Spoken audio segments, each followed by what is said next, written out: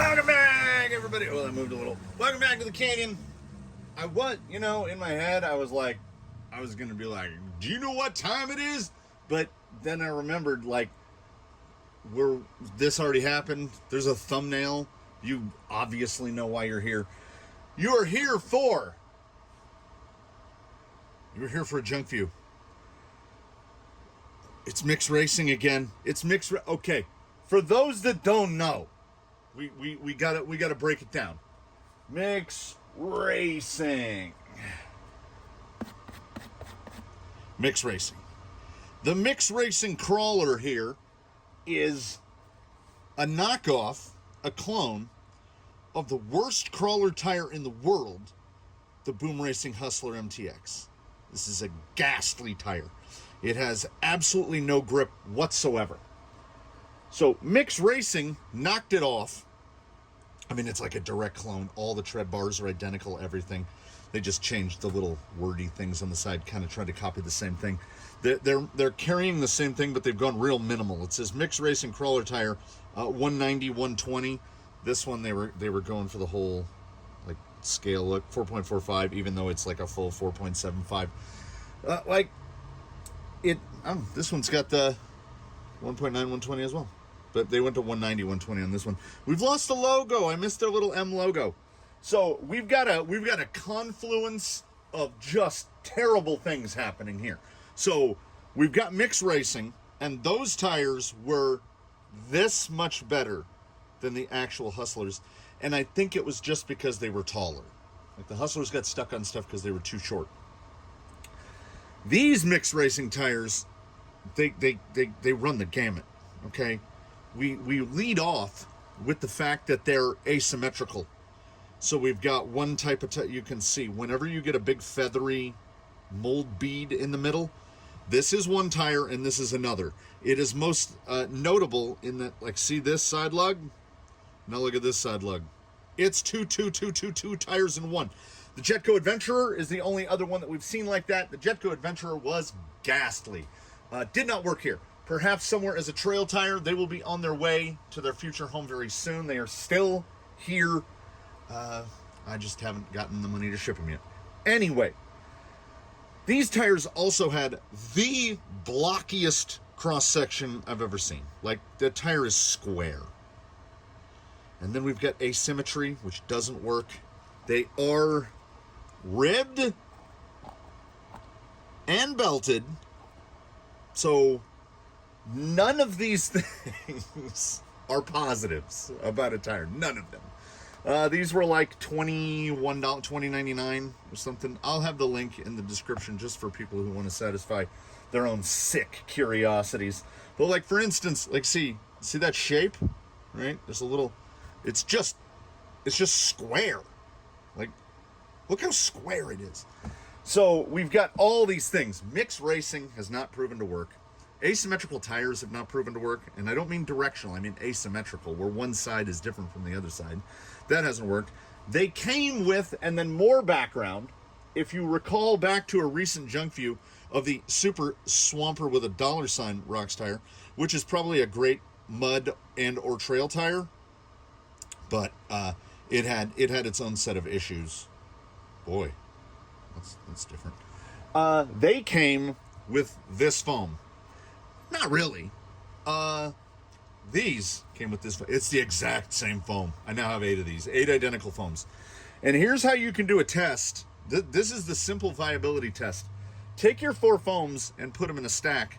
And if you can just start stacking things up on them, say for instance, we take our guy that's going to be so this is Susan. It's the stand that we use for the rotating stand. If you can do this, your foams are probably too stiff in a single stage. We'll get that from a closed cell dual stage insert, but it's not what we're looking for from a foam. Also, they go with the 2.2 hole. That is a big hole. So it's not a lot of foam. It is very, very stiff. So it would improve the side hilling performance of this tire with its tall, blocky sidewall. And they are fairly mushable. Not sticky, but mushable. And if there's one potential positive we have here early on, They smell, sniff test, they smell kind of like bicycle tires. So they smell like rubber, which in Amazon clone tires, that's already a step in the right direction, because most of them do not. The mix racing, the other guys, the other guys, there's always like a weird plasticky chemically smell. So as was mentioned in the test of the Super Swamper with a dollar sign, this is the Duratrax, the new Duratrax mediums, which are actually kind of a medium soft. So if we're trying to get any forward drive out of a tire, we're gonna go with these guys. We've made the executive decision to not run the included foams because they're just, and then you'll see no crease. I'm sorry, one more time. No crease. This foam fits this tire much actually better than the one that it came with. But somewhere far off in Southeast Asia, there is a massive warehouse just full of these. Like, what I have to presume is millions of them. Mountability has proven to be quite good. They have a good, what I call a bead protector lip. So it's a double stage lip. And then once you get part of your wheel drop down in there, you're pretty much good to go. Drop the front end. They are not bubble juice required. And you will see here, ordinarily I'm a Cross Titan guy. We crisscross, but it's not explicitly necessary. Like, the foam is holding that gap, but it's just foam. I can just go all the way down. So mountability on these is very good. To a point where I'm honestly surprised by it. And we'll be surprised together and find out whether or not I popped a front bead out. I don't think we have. Everyone, okay, what do they call it? Palette of Trill. For those unfamiliar, I took some linguistics way back in the days. When people, if you've ever heard a Kardashian speak, and they get this, they get that nasally thing like that. I feel like inside my head, because we have resonance inside of our own heads, we get a resonance. Sometimes I feel like I'm getting into that trill, that like that. Oh my God! I just for those of you who are aware of the meme culture, there's a Miley Cyrus meme where her voice just gets more trilly until it's like, and then they cut it in with like animals and stuff, and it just, I was tearing up, dude. So now I'm worried. I hear myself getting down here like that. I'm not trying to get down there like that. So here's how we've mounted them. By we, I mean me. By me, I mean us. Here's how us have mounted these. I went with bigger lug on the outside all the way around because I think that that's probably more useful. I was trying to decide, like, do I want this more conventional lug or do I want this pointed lug? Because the pointed lug is going to aim forward on the passenger side and backward on the driver's side. This is the ultimate drawback of asymmetrical tires. Well, not just asymmetrical. These are directional asymmetrical, which is not, I mean, has not shown to be a recipe for success. Who knows? I'm going to mount 3, and then I'm going to actually do the important stuff that people might want to know about. Which is, this is just a typical, this is an Injora. It's got some scale hardware. It's got a standard offset, so we're about mid offset. 7.3 ounces. 207 grams. 200 grams. Great. It's great. It's kind of a portly little tire. This isn't a heavy wheel. There's a lot of rubber block there. They still, like, I make no judgments. I can't make any estimations on that perceived level of firmness. Tire-o-meter says you could call them 120. They're like 118, 119, 120, which is just above 4 5/8, so 4.65. So I guess because of the squaritude of it, like, they are the same height as a canyon trail, which they are, but as you can see, shoulder, no shoulder. So we will see how that works. We all love side bite here, but not at the, like, if that over deflects. This is not an overly tall lug. I think the lug arrangement is pretty good. Width-wise, 47. We'll call it 47. It's about 2 millimeters narrower than a canyon trail, but square. So, I don't know.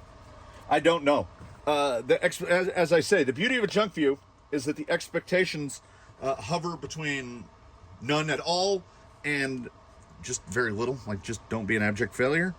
But we're combining so many things that have historically proven not to be positives. Asymmetrical tread, mix racing, like that feel like I can tell you now, the side hilling is probably going to be pretty bad. It would have been, I just did it, pretty bad. It would have side hilled better on this, but it would do everything else worse. So if we can sacrifice a little side, it's like the hair bun. Single stage hair bun is going to give you massive amounts of forward drive, but no sidewall support whatsoever. So you kind of wallow around. This is a decent middle stopping ground. We'll see. Baseline is not particularly heavy. They feel pretty good. Little sticky. Like they feel all right. I don't know. Again, what am I worried about? They were $21 with garbage foams. Nothing to do but see how they do. We've put on the shoes. It is time to do the dance. Will this be the Mixed Racing Redemption song? They felt all right on the drive back, but okay. All right. We haven't slipped back. We can't get over the beam.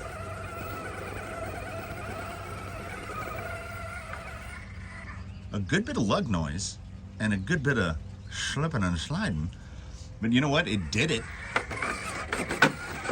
They rub quite a lot.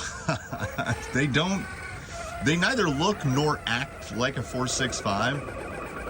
Yeah, you do not have enough gusto to pull over that rock. How about this side?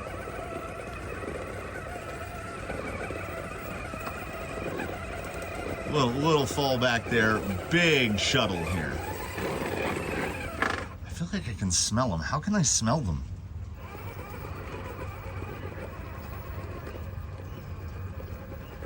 Yeah, you can see the lug stutter. Do they clear like a 465? No, they act much taller, which I think is maybe contact patch. Like we have so many lugs in contact with the ground. This isn't bad. This is not awful. It's already punching above its weight as far as I'm concerned. The rub though, with no rounding to the carcass, we are gonna creak and knock like an old boat. This is a very slick, rocky thing. Ladies and gentlemen, that's a first. Like, I guess the sidewall grip was enough to just fire us backwards. Run notably taller tires than this, and wider, that rub less than this. They rub quite a lot. Oh, there we go.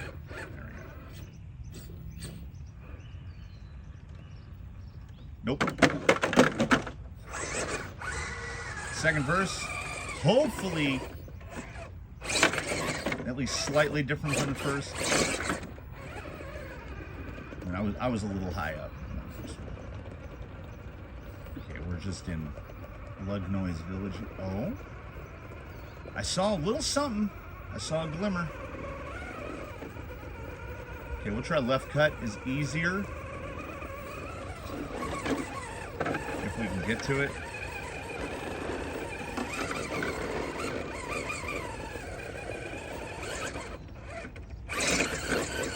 you got to drive with quite a lot of throttle. And you never really feel super certain about what's happening. Okay, got it around to the left. After we reposition.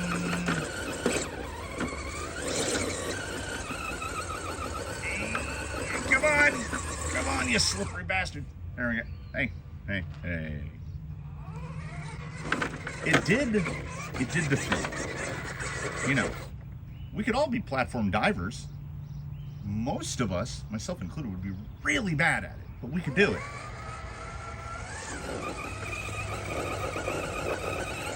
And it does not care for smooth rock.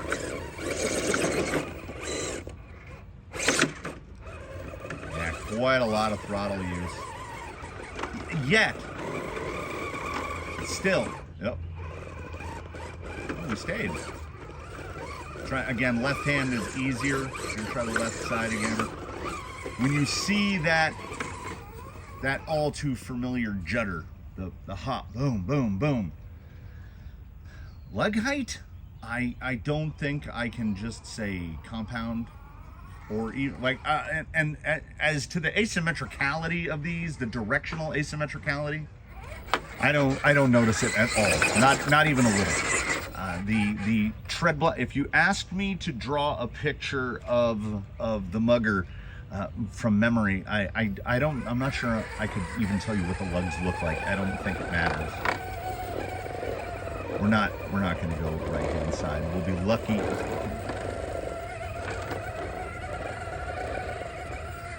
Yeah, an unusual. Now, okay, let me just rescind everything I said like 25 seconds ago.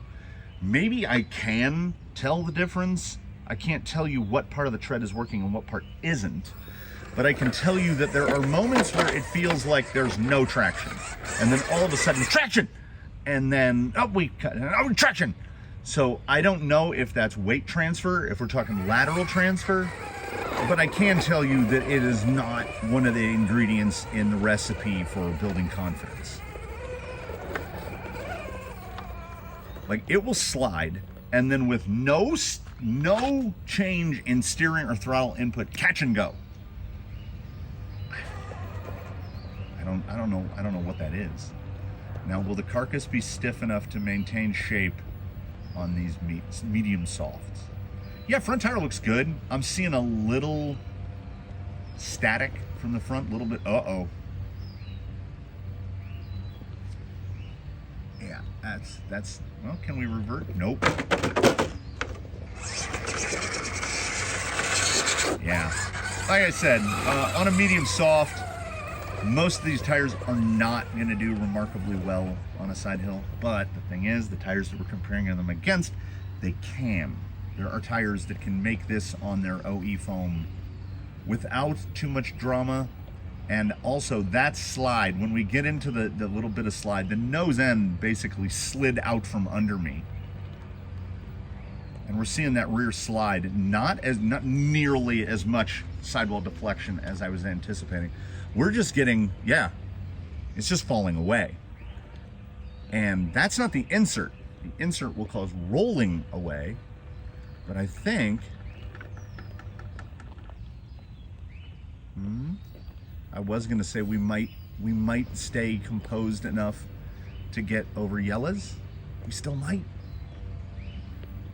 Hey, look at you! Look at you, mixed racing. So here we are, somewhere around the halfway point. Halfway? Yeah, somewhere around the halfway point.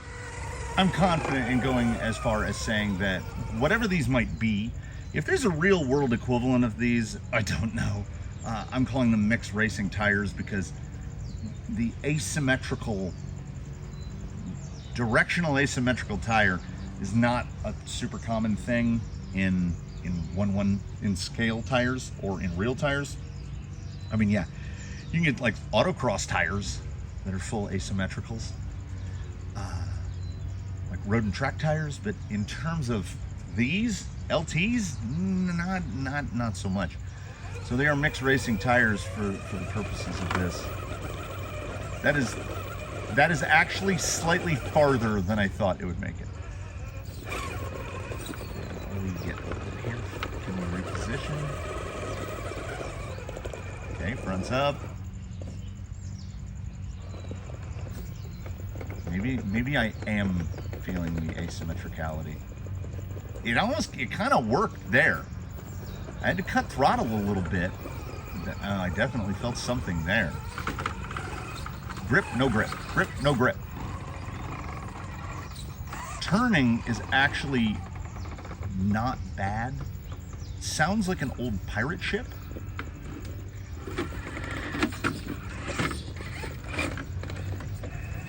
I mean, that was pretty stable for just a few seconds there. I forgot what tires are on there. That is in terms of the testing we do here, that's relatively high praise.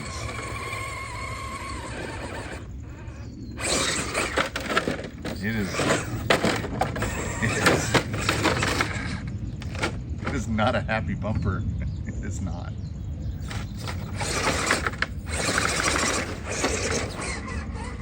Self-right is very good. Not unexpectedly.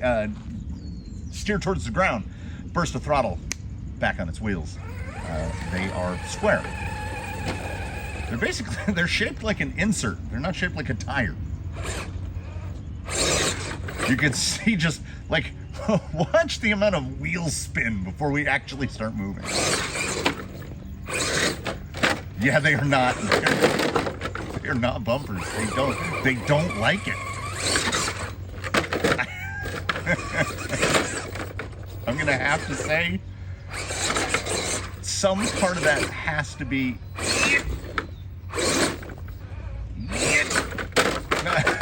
some part of that has to be either the asymmetricality or the directionality, that the inner lug is aiming forward on one side and backward on the other. Because grip, no grip, grip, no grip, grip, no grip. If you're gonna make a directional tire, just go full canyon trail and make it a directional tire that only works in one direction. And also, every once in a while in these episodes, particularly in Junkviews, I like to make appeals to the universe. Traxxas. They could make, put a letter, the Canyon Trail R, the Canyon Trail SE, cut the lugs.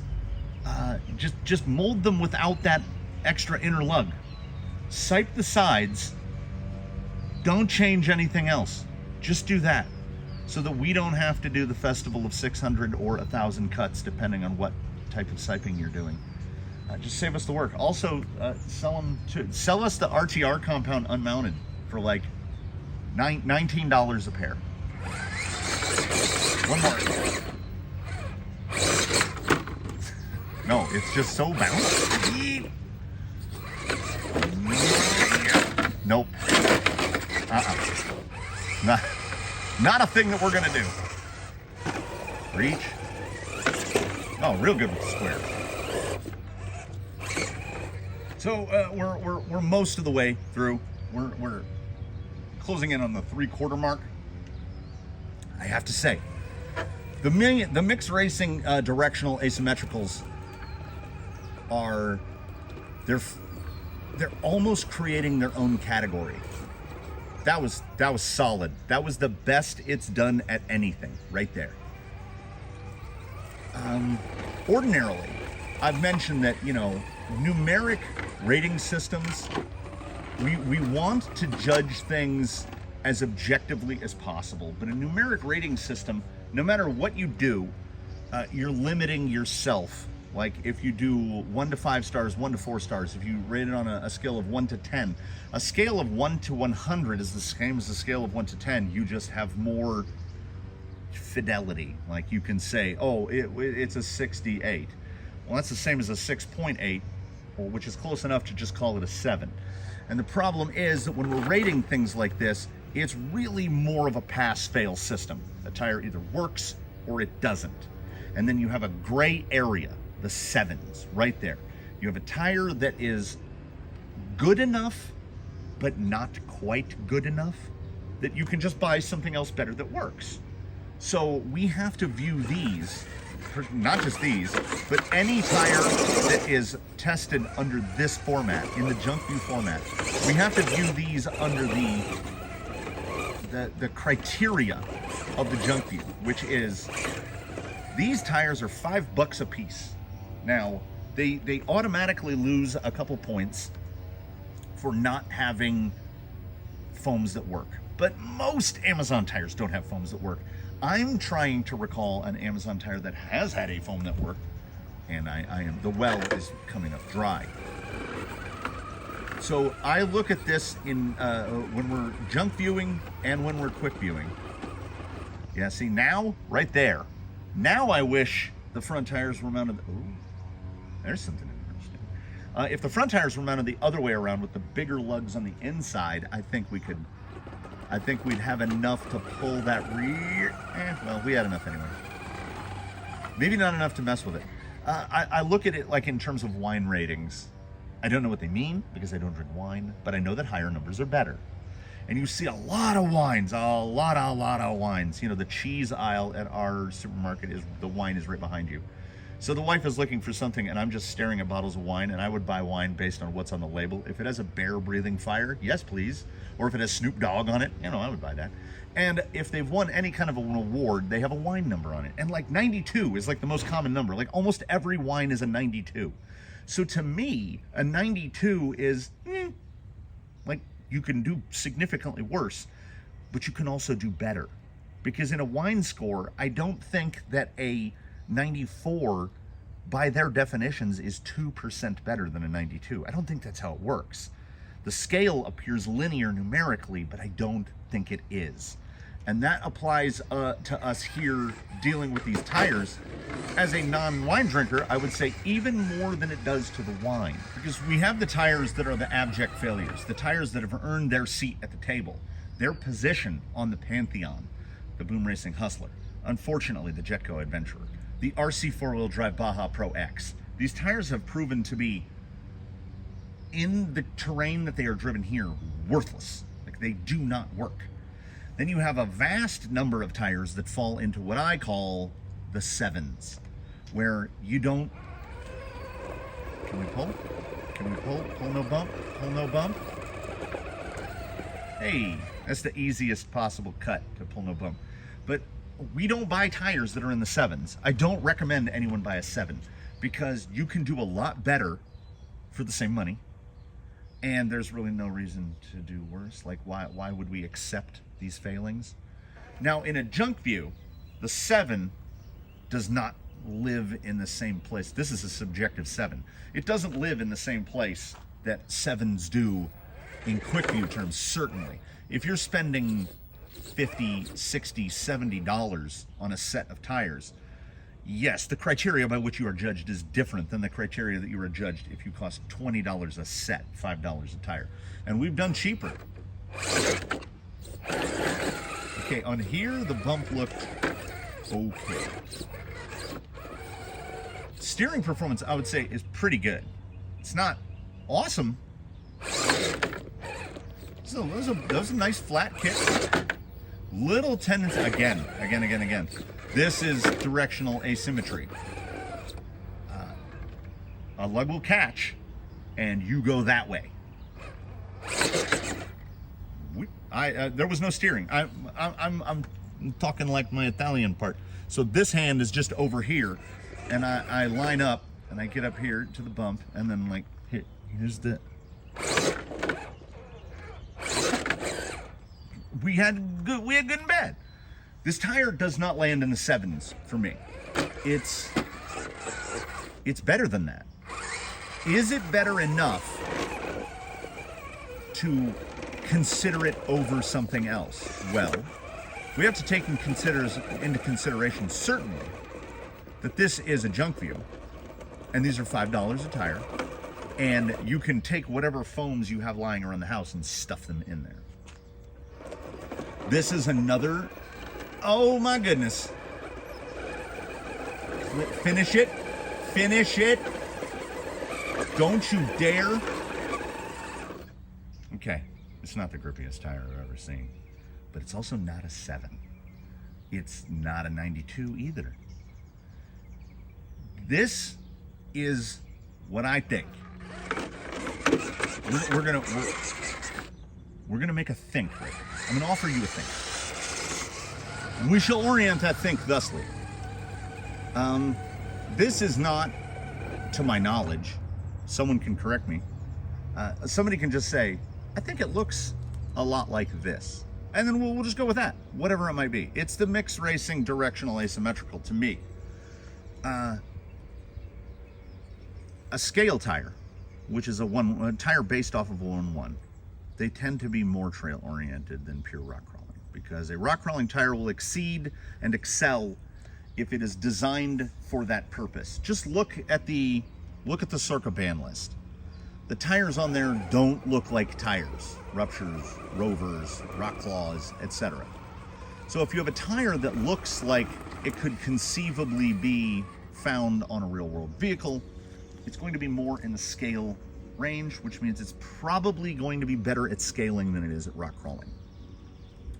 I imagine these tires would be quite good at scaling, and they are, in my estimation, kind of better than they have any right to be at rock crawling. And here, on this absolute 2 knots, just when I said absolutely, okay, right now, play a game along with me, go absolutely, and feel the shape that your mouth makes when you go ab. 2 gnats flew right in my mouth, right together, like they were like, you ready, Jerry? And he's like, I'm ready. And I went, right in. So this is an absolutely powder of a surface. And that big square, that square off there, it doesn't cut that much. Now, how well will these clear? The lug isn't that tight. I think it's a little tight. I think these might pick up a little bit of mud. So dry trailing, I don't know. Someone else is going to have to be a canyon compatriot and take these and try them out on some wet forest trails. Because I live in the desert and we get mud like 10 days out of the year. And boy, do I hate cleaning them. Let's give it some. Yeah, it's better than not bad. It's above not bad. These are, get up there.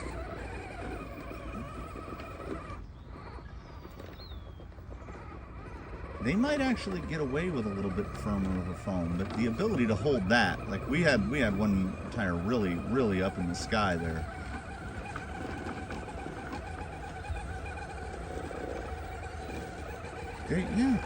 Yeah. I'm gonna give them an unprecedented score. We're gonna hand out a score that we've not done before. That being, I would call these tires like an 85. A 7 is to be avoided. Anything above like a 94 is a go out and get those. Now there is a different, like I say, the 7s don't exist in the same spots for Quickviews and Junkviews.